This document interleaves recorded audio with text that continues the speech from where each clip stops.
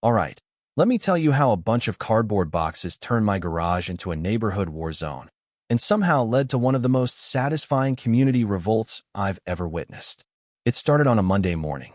I remember because I was still half asleep, juggling my coffee and keys, when I hit the garage door opener and froze. My garage looked like an Amazon warehouse had exploded inside it. I mean, wall to wall.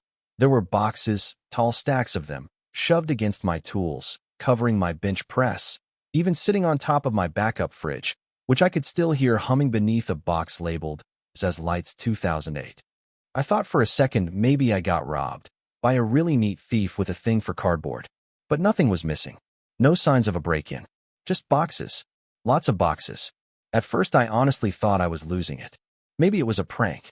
Maybe the delivery guys had dropped it at the wrong house. But then I popped one open. Out of curiosity or desperation, I don't know. And inside were HOA files. Real ones. With official stamps, typed memos, even meeting notes signed by Karen. Now let me pause. You gotta understand who Karen is. She's the self-declared queen of our suburban kingdom. A perfectly trimmed lawn neighborhood where everything looks like it was printed out of a real estate brochure. Karen is the president of our HOA. And if you're picturing the worst kind of rule-happy, clipboard-toting, nose-in-your-business neighbor, you're not even close. This woman once fined a guy because his Halloween pumpkin wasn't seasonally neutral by November. She carries around what she calls her compliance kit, which includes a ruler, a camera, and binoculars. No joke. So when I saw her name on those papers, I realized this wasn't some random accident. This was deliberate. My garage had been commandeered. Still giving her the benefit of the doubt, I walked down to her house. It's about 5 doors away, impossibly beige, almost aggressively so. I knocked. She opened with a smile that somehow felt both polite and condescending at the same time. Before I could even ask, she chirped, "Oh, good. You found the boxes. I was hoping you wouldn't mind holding on to them for a bit. Just while we do renovations at the HOA clubhouse." No apology. No permission. Just that smug little smirk like she was doing me a favor by letting her junk take over my home. I told her flat out, this wasn't okay. You don't just hijack someone's garage like it's a public dumpster. And then she hit me with what has to be the most Karen line of all time. Technically, she said, Section 14B of the HOA Charter allows for emergency community storage under board discretion, and I am the board. I went home, pulled up the HOA Charter, and guess what? There is no Section 14B. There's a section on flag sizes and mailbox colors, but nothing about emergency storage. The more I dug, the madder I got. Turns out she timed the whole thing while I was gone for a weekend camping trip. Used her master HOA key to open the side gate, triggered the garage override, and just moved in. She even taped a note to the wall that said, "Thank you for your service." That night, I sat at my kitchen table eating cold pizza and staring at the garage door like it personally betrayed me. And that's when I decided I wasn't going to argue with her. I wasn't going to send emails that she'd ignore or file complaints she could shred. No, I was going to flip the game board.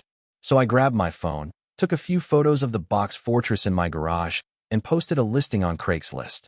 Title: Free Mystery Boxes. First come, first serve. I made sure not to show any names or labels, just stacks and stacks of boxes. I added, left in my garage by someone who never came back. Come get what you want. They gotta go. I didn't expect much. Maybe a few folks scavenging for office supplies. But I underestimated the internet. By 7 a.m. the next morning, people were already knocking on my door. One guy showed up with gloves and a dolly like it was Black Friday. A woman parked her trailer halfway across my lawn. Within an hour, my driveway looked like a swap meet. People were opening boxes on the lawn, digging through binders, flipping through envelopes like it was a yard sale sponsored by Chaos. And then someone pulled out something sensitive. Not decorations or party supplies. We're talking financial reports, security notes, HOA violation forms. One lady held up a manila folder and said, "Did she really fine someone for having non-compliant mulch?" She did. I read the report myself. Anderson, Lot 14, unauthorized use of wood chips. Then came the teen with the box of laminated photos. All of people's lawns, taken at weird angles. It was Karen's own little FBI file cabinet of neighborhood sins. People weren't just amused. They were angry. That's when the beige Lexus pulled up. Karen stormed out. lips already moving before she slammed the door shut. "This is theft," she shouted. "This is a crime." She tried to block people from leaving, grabbing folders out of their hands. Some ignored her, some laughed. One guy literally stepped around her with a polite, "Excuse me." And I just stood there, sipping my coffee like a proud garage salesman. Then she turned on me. "You can't do this. That's my property." I smiled and said, "Then maybe you shouldn't have stored it in my garage without permission." She turned red. Like, vein in the neck red. "I'm the HOA president," she hissed. "You're obligated to cooperate." I pulled out my phone and said, "Want me to call the police? Tell them how you broke into my garage using the override code while I was out of town." She blinked. A couple of neighbors started filming. One guy said under his breath, "This is better than Judge Judy." Karen grabbed what few folders she could and ran off, muttering something about consequences. And sure enough, 3 days later, she posted an emergency HOA meeting. The topic? Community trust and property theft. I showed up, with popcorn, and with my neighbor Sherry. She had filmed the whole incident, and her video had already hit 10K views on Facebook. Karen tried to make it official, handed out copies of my Craigslist ad, highlighted like she was presenting evidence in court, called me a thief, said I endangered the community. I asked her one question: "Did you have written permission to use my garage?" She tried to squirm out with that fake Section 14B again, and that's when I dropped the bomb. I handed out copies of the real HOA charter. Highlighted, "No 14B in sight." The room went quiet. Even her loyal cronies looked shaken. Gary, our treasurer, adjusted his glasses and said, Yeah, I don't see it either." I kept going. Told them I had security footage of her entering my yard. Told them she wasn't just storing junk. She was selling some of it on Facebook Marketplace under a fake profile. Filing cabinets. Office chairs. One item was a used shredder labeled lightly used. People gasped. The mood turned fast. Karen's grip on the board was slipping.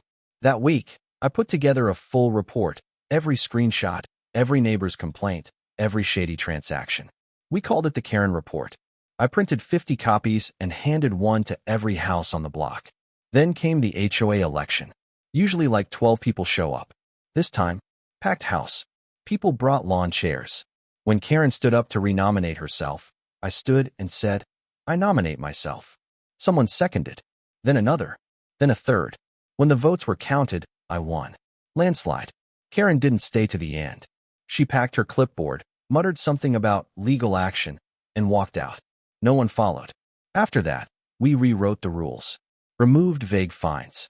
Started a community garden. Kids could draw on sidewalks again without getting chalk citations. People started talking to each other, hosting barbecues, laughing. One night, I listed my garage on Craigslist again, just for fun. Title: Free HOA Presidency, lightly used. Comes with free shovel for digging up buried secrets. It went viral again, this time in a good way. And Karen? She eventually sold her house and moved. No goodbye letter. Just gone. But every once in a while, someone will bring up the box incident. We laugh. We nod. Because in our little corner of suburbia, one stolen garage sparked a revolution. Now I gotta ask, if it were your garage, what would you have done? Was it justice?